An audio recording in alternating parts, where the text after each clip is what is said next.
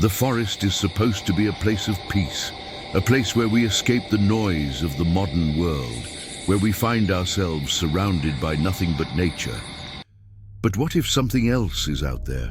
Something ancient. For centuries, the deep, dark woods have been home to whispers of the unknown. Legends passed down through generations tell of beings that dwell among the trees, creatures that are neither dead nor alive. But among all these stories, one thing remains constant: witches. Tonight, we bring you 4 terrifying true stories of campers who stumbled upon something they were never meant to see.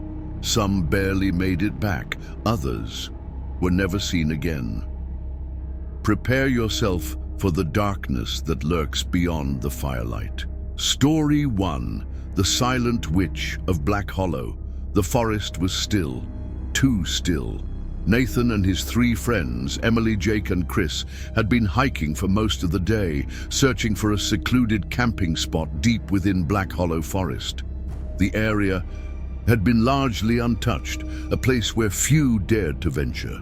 Some locals claimed it was cursed. Others simply warned that people who camped there often disappeared. Nathan scoffed at the idea of curses. "It's just an old legend," he told. "The group, people probably got lost or fell in the ravines, nothing supernatural about it." But as they pitched their tents near a clearing surrounded by twisted, gnarled trees, a sense of unease settled over them. The silence was suffocating.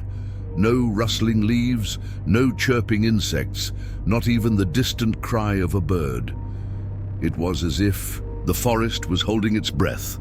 That night, the fire crackled as they sat around it trading ghost stories. Emily, always the skeptic, smirked. If this place was haunted, we'd be hearing strange whispers by now.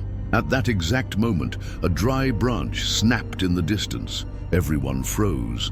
Jake turned his flashlight toward the sound, revealing only the endless stretch of trees. "Probably just an animal," he muttered, though his voice lacked confidence. Then, a whisper drifted through the trees, low, unintelligible, like someone murmuring just beyond the edge of the firelight. Nathan's stomach tightened. "Who's there?" he called. Silence. Then the whispering resumed, closer this time. Chris stood abruptly. "We should leave. Right now." "Don't be ridiculous," Nathan argued, though he could feel his own heart pounding. "It's probably just the wind." But it wasn't the wind. Emily's eyes widened as she pointed toward the tree line. A figure stood just beyond the shadows, tall, thin to the point of being unnatural, dressed in tattered, old-fashioned robes. The figure didn't move, didn't breathe. Then, just as suddenly as it had appeared, it vanished. The group barely slept that night. When dawn finally arrived, the oppressive silence remained. Birds should have been chirping, the wind should have been rustling the leaves, but the forest was dead. As they packed up their gear, Emily found something carved into the tree nearest to their camp. A strange symbol, intricate and precise, unlike anything they had ever seen. Chris's voice was hoarse. "That wasn't there." Last night, Nathan ran a hand over the carving. It was fresh. A sudden gust of wind sent a bone-chilling whisper into their ears, as if the forest itself was speaking. Leave. They didn't need any more convincing, rushing to gather there. Things they started back the way they had come. But after nearly an hour of walking, they realized they were going in circles. Jake was the first to panic. "We marked trees on the way in. We should be getting out of here, not backtracking." Then Emily screamed, a few feet ahead, resting. On the ground in the center of the path was one of their backpacks. Unzipped, neatly arranged around it were bones. Small, delicate, human-like. That's when Nathan noticed something else. The same symbol that had been carved into the tree was now etched into the dirt beneath their feet. Panic set in. Chris turned frantically, eyes darting through the trees.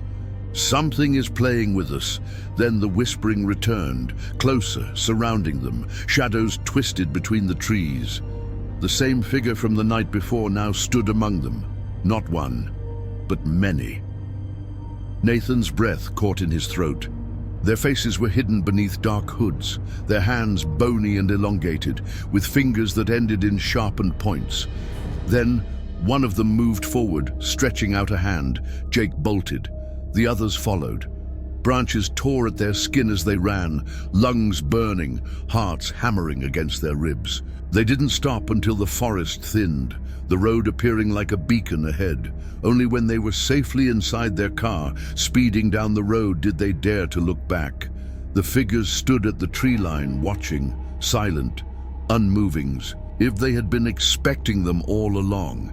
Nathan never went camping again, and neither did the others. They had escaped the silent witches of Black Hollow. But sometimes, in the dead of night, when sleep eluded them, they could still hear the whispers, calling, waiting for the next foolish campers to wander too deep into their domain. Before we continue, a warning. The stories you are about to hear are not for the faint of heart. They are whispers from the darkness, echoes of things best left forgotten. But if you crave the unknown, if you seek the truth hidden in the shadows, then join us. Like this video and subscribe to the channel. It may seem like a simple action, but in the realm of the unknown, every choice matters. And tonight, you might just wish you had stayed in the light. Story 2. The Hollow Woman. The Smoky Ridge Trail had been closed for years, its entrance overgrown with thorny vines and creeping ivy. No one hiked there anymore. No one dared, but that didn't stop Derek, Allison, and Brian from deciding it was the perfect place to set up camp for the weekend. It's just an old trail, Derek scoffed, adjusting the straps of his backpack. I bet the rangers shut it down because of landslides or something. Allison hesitated at the entrance. The air felt too heavy, thick with an eerie stillness. It reminded her of something her grandmother once told her about the Appalachian witches, women who had been banished deep into the woods centuries ago. They weren't burned, her grandmother had said. They were buried alive in hollowed-out trees, left to rot, their spirits forever bound to the forest. Her skin prickled at the memory. "Are you coming or what?" Brian called. Shoving the unease aside, she forced a smile and stepped onto the trail. The first few hours were uneventful, just the crunch of boots against dirt and the occasional rustling of wildlife. But by the time they reached a small clearing, the air had changed. No birds, no insects, just silence. Brian set down his pack. "This looks like a good spot." As they pitched their tents, Allison wandered a little further, stopping near an ancient-looking tree with a hollowed-out center. The bark was blackened, charred like it had been burned, yet the tree still stood tall. Inside the hollow, she saw something strange. Long, deep scratches marked the interior, fingernail scratches. "Allison!" Derek's voice made her jump. She turned, suddenly aware of how far she had strayed. Coming. That night, the fire barely flickered, as if the air itself was swallowing the flames. "I heard a story about this place," Allison said as they sat around the dim firelight. "Back in the 1800s, they used to bury witches inside hollow trees. They'd carve symbols into the bark to trap their souls." Brian chuckled. "Yeah, right," Derek smirked. "If there was a witch here, don't you think she would have shown herself by now?" As if in response, a whisper floated through the trees, a woman's voice, soft, hollow. Allison's blood ran cold. "Did you hear that?" They listened, but the forest was dead silent. Then the whisper came again, this time directly behind them. Brian whipped around, shining his flashlight toward the trees. "There's no one out here," but Allison knew that wasn't true. She could feel it. Something was watching them. That night she couldn't sleep. Every time she closed her eyes, she felt something standing just outside the tent, waiting. Then, just past 3 a.m., she heard it, a wet, dragging sound against the outside of her tent, slow, deliberate. It circled her tent once, twice, then stopped. Holding her breath, she reached for her flashlight. Click, The beam flickered on, illuminating the tent fabric, a handprint pressed against the thin material, long fingers, too long, and then the entire tent shook violently. "Allison!" Derek's voice came from his tent. She scrambled out, heart hammering, but the campsite was empty. No signs of footsteps. No movement in the trees, only the hollowed-out tree standing at the edge of the clearing, and the woman standing beside it. Her skin was grey, stretched tight over her bones. Her mouth gaped open, black and hollow, as if screaming in silence, and her eyes, they were missing. "Allison, run!" Brian and Derek were already sprinting toward her, panic in their eyes. She turned to follow, but the ground disappeared beneath her. She was falling. No, she was being pulled. The hands were grabbing her ankles, cold as the grave. She screamed as she clawed at the dirt, kicking, scrambling for anything to hold on to. Then suddenly, the hands let go. She was lying in the dirt, gasping, shaking. Brian hauled her up. "We have to go now!" The three of them bolted for the trailhead, never stopping, never looking back. Only when they reached the car did they realize Allison's leg was bleeding. She lifted her pant leg and froze, carved into her skin as if by invisible nails was a single word: hollow. They never spoke of it again, but sometimes late at night, Allison could still hear the whispers calling her back. Story 3. The Bone Circle camping in the Appalachian wilderness was supposed to be an escape, a chance for Liam, Sarah, and Tyler to get away from the chaos of the city. The air was crisp as they trekked up Crow's Hollow Ridge, their backpacks heavy with supplies. "This place has a weird energy," Sarah murmured, adjusting her gear. Liam smirked. "It's just the altitude messing with you." But Tyler frowned. "No, I get what she means. It feels too quiet." They continued hiking, but an eerie stillness clung to the trees. No birds, no wind, not even the distant rustle of squirrels darting through the underbrush. Then just before sunset, they found it. A perfect circle of bones, small, delicate, arranged with inhuman precision. At first, they thought it was a prank, some local kids messing around. But when Sarah knelt for a closer look, she paled. "These are real." Tyler nudged one with his boot. It snapped like dry twigs. Liam forced a laugh. "It's probably some weird hunting thing." But Sarah shook her head. "No, this is a marking. They should have left. They should have turned back right then and there, but instead they pitched their tents just a few feet away. That night, everything changed. The first sign: the fire burned low as the wind picked up, carrying whispers through the trees. Sarah swore she saw shadows moving beyond the firelight, but every time she turned her head, there was nothing there. Then came the laughter. Distant, feminine. Tyler shuddered. "Did you hear that?" Liam threw another log onto the fire. Probably just the wind. But Sarah wasn't convinced. She knew what she had heard, and the wind never laughs. The second sign at 3:13 a.m., Sarah woke to the feeling of something watching her. She lay frozen in her sleeping bag, ears straining. Then scratch, scratch, scratch. The sound came from just outside her tent, slow, deliberate. Her breath hitched. She forced herself to sit up, clutching her flashlight with trembling hands. Click! The light flickered on, illuminating the fabric of the tent. And there, in the dim glow, she saw it. A handprint, small, skeletal, pressed against the fabric from the outside. Sarah choked back a scream and scrambled out of her tent. The campsite was empty. No footprints in the dirt, no rustling in the trees, just the circle of bones, and the fact that it had moved closer. The third sign, she woke the boys. Liam groggily checked his watch. "It's 3:30 in the morning, Sarah." "I don't care. Something is out here." Tyler rubbed his face. "Okay, let's check it out." Armed with flashlights, they approached the bone circle. That's when they saw it, a fresh set of bones. Liam swore under his breath. Those weren't here before. The bones were arranged differently now, in the shape of a spiral. Sarah stepped back.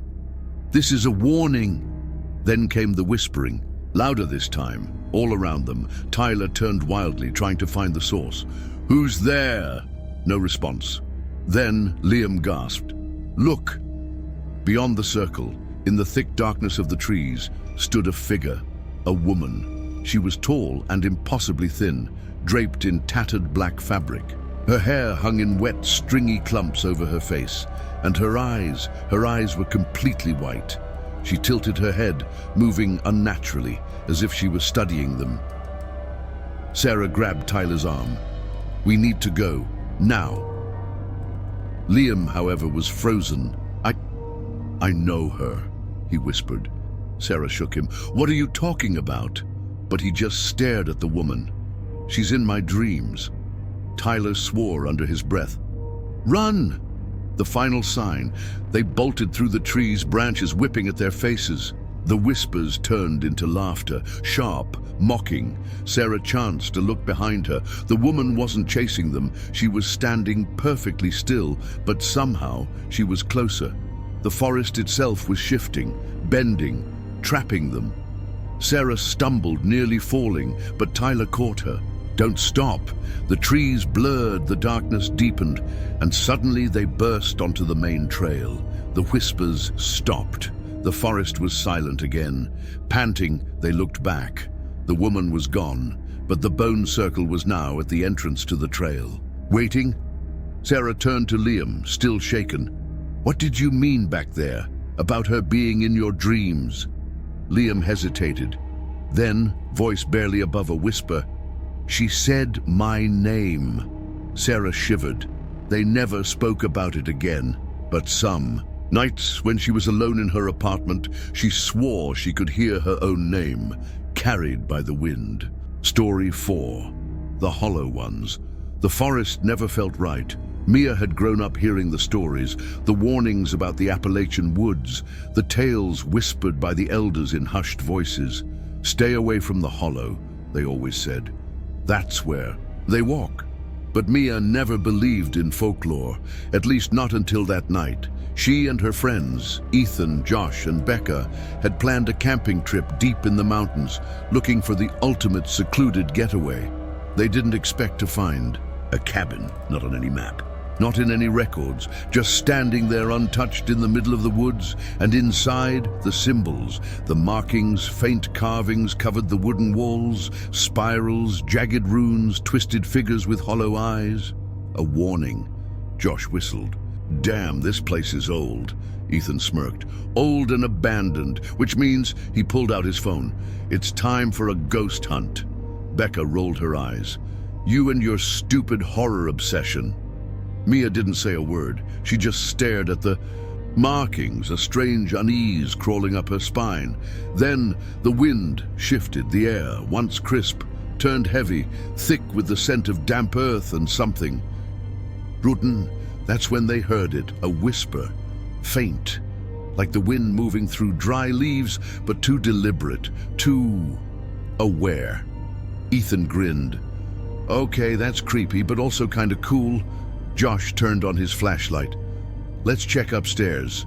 Mia hesitated. "I don't think we should be here." But no one listened, and then they found the dolls sitting on a rotting wooden shelf covered in dust, handmade, twisted, wrong, each one crafted from twigs and bone, bound together with something that looked too much like hair. Becca reached out. "They're kind of beautiful in a weird way." Crack! The sound echoed through the cabin as she snapped one of the dolls in half. Silence. Then a soft shuffle, like footsteps, coming from the stairs. Mia grabbed Becca's wrist. "We need to leave.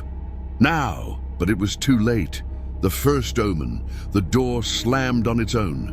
Ethan ran to open it. It stuck! Josh's flashlight flickered, and then they heard her, a voice singing, low and distorted, drifting through the cracks in the walls. A lullaby. Mia's throat went dry. Who's there?" The singing stopped. Then a whisper. "You broke her." And the cabin went dark. the hollow ones, the fire pit outside was still burning, casting long, flickering shadows through the trees. But they weren't alone anymore. Shapes moved in the darkness, figures standing just beyond the tree line, watching, tall, thin, hollow. Their faces were empty, gaping holes where eyes should have been. Mia's heart pounded. "Run!" They bolted, crashing through the underbrush. Becca screamed, "They're following us!" Josh tripped, hitting the ground hard. Mia turned back to help him, but stopped cold. The figures were closer now, and one of them was wearing Becca's face. The escaped Josh scrambled to his feet, pulling Mia with him. The figures didn't move, but somehow they were always closer. Becca sobbed. "They took my voice. I can't." Her lips moved, but no sound came out. Mia grabbed her hand. "Just run!" Branches tore at their skin as they sprinted toward the trail. Then the whispers returned, soft, insidious, crawling into their skulls like insects burrowing into flesh. "Stay, stay, stay." The trees seemed to shift, twisting into impossible angles, the path warping beneath their feet.